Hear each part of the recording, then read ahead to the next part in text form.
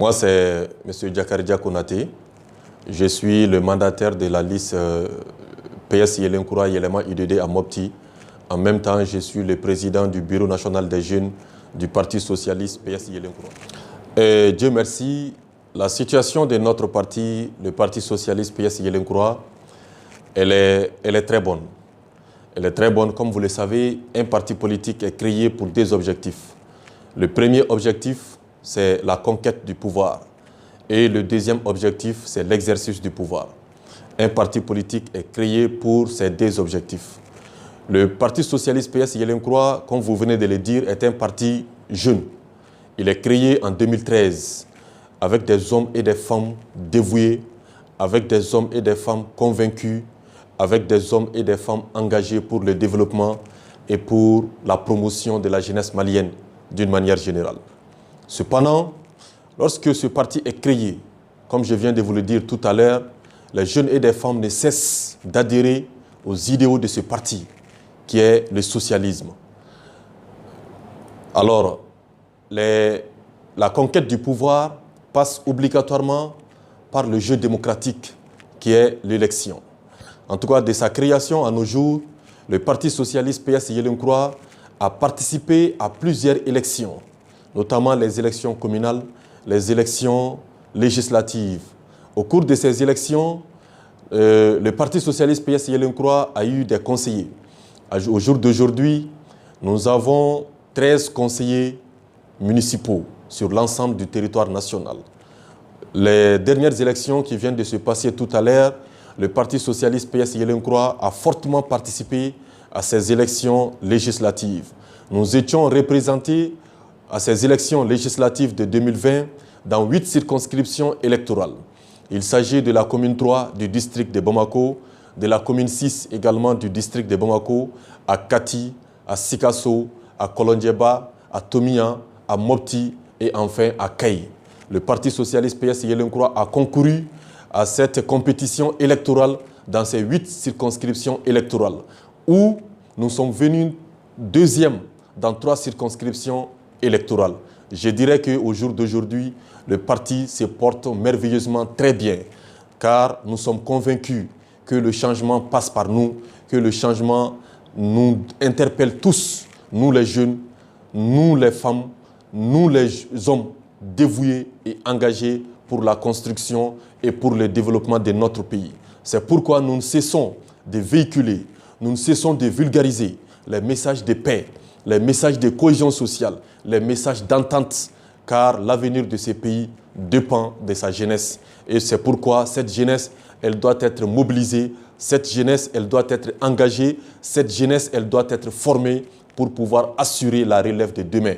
Donc, le Parti socialiste PS Yelenkoura ne cesse de travailler dans ce sens, ne cesse de se mobiliser pour la refondation de la démocratie malienne. Nous avons une jeunesse jeune, une démocratie jeune, j'allais dire. Et le constat est amer. Nous avons des lacunes, comme toute démocratie jeune d'ailleurs. Ces lacunes, nous devons travailler ensemble pour les corriger, pour apporter les solutions idoines à ces difficultés. Voilà pourquoi nous allons tous nous engager, nous allons tous nous mobiliser pour pouvoir donner une démocratie meilleure, une bonne démocratie à notre pays qui est le Maliba. Justement, vous venez de dire, vous étiez mandataire de candidat PS Yelenkoura à Souma et autres, dans la région de Mopti. Je vais dire cercle de Mopti. Aujourd'hui, qu'en est-on de ces dossiers? Merci, ce n'est pas l'Alliance ASMA, je vais corriger, c'est l'Alliance PS Yelenkoura Yelema UDD. Effectivement, comme vous l'avez suivi avec nous, dans ces derniers temps, les informations passent sur les réseaux sociaux partout. Vous avez constaté qu'à la suite du deuxième tour, du second tour des législatives, le Parti socialiste PS Yelenkoura, la liste PS Yelenkoura Yelema UDD est arrivée en tête partout où les élections ont eu lieu dans les cercles de Mopti. Mais malheureusement, vous avez constaté avec moi que dans 4 communes du cercle de Mopti, les élections n'ont pas eu lieu. Il s'agit de la commune rurale de Koubaï, la commune de Uromodi, la commune de Soy et la commune de Djaloubi. Les élections législatives n'ont pas eu lieu dans ces 4 communes que je viens de citer tout à l'heure. à cause tout simplement de l'insécurité, à cause de la menace terroriste. À cause de ça, les élections n'ont pas eu lieu dans ces 4 communes du cercle de Mopti. Mais malheureusement, nous avons constaté que nos adversaires, qui est la liste RPM, URD, ADEMA, ont subutilisé, n'est-ce pas, les voix de ces 4 communes-là. Ils ont, malgré que les élections n'ont pas eu lieu dans ces 4 communes, ils ont fait ce qu'on appelle les bourrages d'urnes. Ils ont fait les bourrages d'urnes, ils ont fait toutes sortes de tripatouillage électoral dans ces 4 communes. Nous sommes sortis, nos candidats sont sortis pour dire que nous ne sommes pas du tout d'accord avec ça.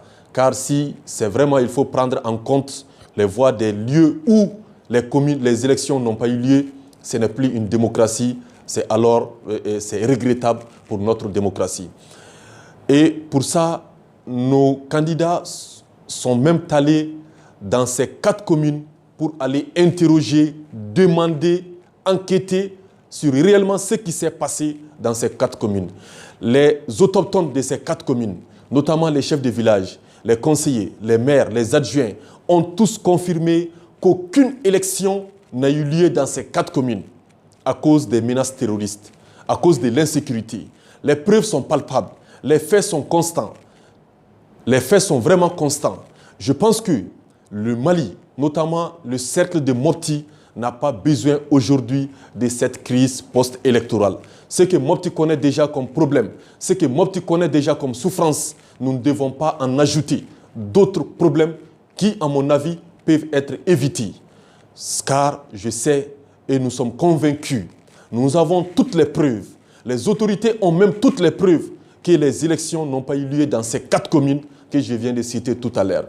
Mais si, en dépit de tout cela, cette liste RPM, ADEMA, URD a voulu faire cela, moi je dirais qu'il ne cherche qu'à créer des problèmes, qu'il ne cherche qu'à amener vraiment des problèmes là où il n'y a pas. Le préfet de Mopti, le sous-préfet de Mopti savent pertinemment qu'aucune élection n'a eu lieu dans ces 4 communes. Et mieux, le gouverneur même de la région de Mopti, qui est le représentant du ministère de l'administration territoriale, qui est même le représentant du président de la République, a même témoigné que les élections n'ont pas eu lieu à Koubaï et, disons, à Soy et à Dialoubé. Moi, je crois que c'est très simple. C'est très simple. Ne créez pas de problème là où il n'y en a pas. Les Mopticiens ont su donner leur confiance aux personnes qui les méritent. Alors, pourquoi ne pas respecter ces choix? Pourquoi ne pas respecter le résultat des urnes? Pourquoi ne pas respecter le choix des Mopticiens à représenter leur cercle dans l'hémicycle? Moi, je dirais que ça serait une très bonne chose. Alors, je dirais tout simplement que les élections n'ont pas eu lieu dans ces communes. Si jamais, je dis bien si jamais, ils s'entêtent à prendre en compte les voix de ces 4 communes, que Dieu nous en garde, la crise post-électorale risque, je dis bien risque, de se créer dans les cercles de Mopti, chose que nous ne souhaitons pas. Et je pense que nous avons encore le temps d'éviter cette problématique, d'éviter ce problème à Mopti, car en réalité, les élections n'ont pas eu lieu dans ces communes. Alors, il faut tout simplement ne pas prendre en compte les voix de ces 4 communes pour qu'il n'y ait pas de problème à Mopti. Le premier tour des élections législatives a eu lieu le 29 mars. Au cours de cette élection, il y a eu la même liste, la liste Yélema, URD, ADEMA, a également procédé au même tripatouillage électoral dans ces 4 communes. Lorsque les élections n'ont pas eu lieu dans ces communes, en complicité avec les sous-préfets et les présidents de bureau, ils avaient amené les urnes, les isoloirs dans une maison où ils ont été pris en flagrant délit. Et je pense que les coupables même ont été condamnés par la justice de Mopti, par la justice malienne. C'est le lieu pour nous de remercier, de féliciter la justice malienne, car nous savons que la justice, elle est là pour tout le monde. La justice, elle est là pour dire le droit. La justice, elle est impersonnelle, elle est imprescriptible. C'est pourquoi nous pensons que après le premier tour, que les autorités allaient prendre toutes les dispositions idoines nécessaires pour que la même chose ne se répète plus. Mais malheureusement, nous avons constaté que ces dispositions n'ont pas été prises. Car voilà pourquoi la même chose s'est répétée lors de ces contours. En tout cas, nous sommes formels là-dessus, nous sommes convaincus, nous sommes dévoués, nous sommes engagés que nous n'allons jamais accepter vraiment les voix de ces 4 communes-là. Car tout simplement, les élections n'ont pas eu lieu dans ces 4 communes. Les gens ont pris du risque. Les gens se sont sortis pour aller voter. Malheureusement, quand il faut constater que leurs choix n'ont pas été pris en compte, c'est révoltant, c'est amer. Voilà pourquoi nous disons qu'il faut respecter le choix des électeurs, qu'il faut respecter le choix des citoyens, qu'il faut respecter le choix du cercle de Mopti. Nous disons tout simplement, nous lançons un appel au président de la République, nous lançons un appel aux autorités maliennes de prendre toutes leurs responsabilités dans cette affaire pour que la justice soit rendue, pour que tout simplement, là où les élections n'ont pas eu lieu, par des 4 communes, qu'il s'agit tout simplement d'annuler les voix de ces 4 communes. En tout cas, partout où les élections ont eu lieu dans les cercles de Mopti, normalement, notre liste, la liste PS Yelenkura, Yelema UDD, a battu la liste RPM, URD, ADEMA, partout où les élections ont eu lieu normalement. Je l'ai dit bien, partout où les élections ont eu lieu normalement. Maintenant, s'il s'agit de faire des tripatouillages électoraux, moi je dirais que ça n'agrandit pas du tout notre démocratie, comme je l'ai dit au début de mon intervention. Ça n'agrandit pas du tout notre démocratie. Notre démocratie n'a pas besoin de ça aujourd'hui. Je pense que c'est vrai, nous avons des lacunes, mais aller jusqu'à faire des tripatouillages électoraux de ce genre, moi je dirais que c'est inacceptable, c'est inadmissible. Dans ce cas, avez-vous la confiance sur la Cour constitutionnelle qui compose des 9 sages maliens que nous pensons que ce sont des sages qui pourront mettre la différence entre des choses qui sont mauvaises et des choses qui sont réellement bonnes et bien? Merci. En tout cas, nous sommes des républicains. Nous sommes des démocrates. Nous respectons les institutions de la République. Et nous avons confiance en nos institutions.